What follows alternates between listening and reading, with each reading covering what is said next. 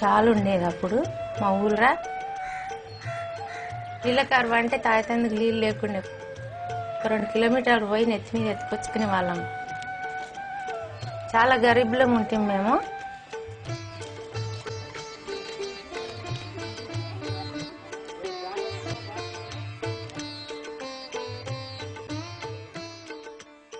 అయితే అక్కడ చిన్నగా మాకు రాతి కట్టలు పెట్టితే లేబర్గా మేమే పోయినాము ఉండేది. ఇప్పుడు మేము రాతి కట్టలు కట్టుకొని ఇలా మేము డ్యాములు కట్టుకొని మట్టి కట్టలు పోసుకున్న సంది సంవత్సరానికి 3 పంటలు తీస్తున్నాము. సంవత్సరానికి 1 పంట తీసేవాళ్ళము, ఇప్పుడు 3 పంటలు తీస్తున్నాము. చాలా మార్పు వచ్చింది మా తాన.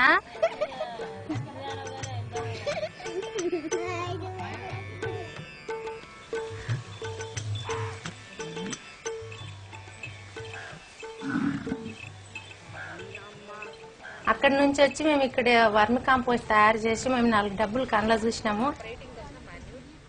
పేపర్ పలేజీ విలేజ్ లో కొత్తపల్లి, చెంకపల్లి దగ్గర కొత్తపల్లిలో విలేజ్ లో వర్మి కాంపోస్ట్ దొరుకుతుందని పేపర్కి ఇచ్చారు. ఇంకో జర మంచిగా అయినా, ఇంకో సంవత్సరం కాగానే ఇంకా జర మంచిగా అయినా.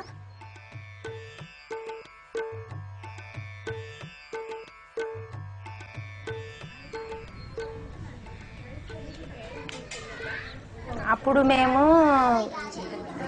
అప్పుడు బరిగకు మన పొలంలోకి వెళ్ళి అక్కడ ఆవుపోంటి కట్టే తెచ్చుకునే వాళ్ళం. నా కుల వృత్తి మానేసినాను. ఇప్పుడు కాళ్ళ మీద మేము నిలబడగలుగుతున్నాం.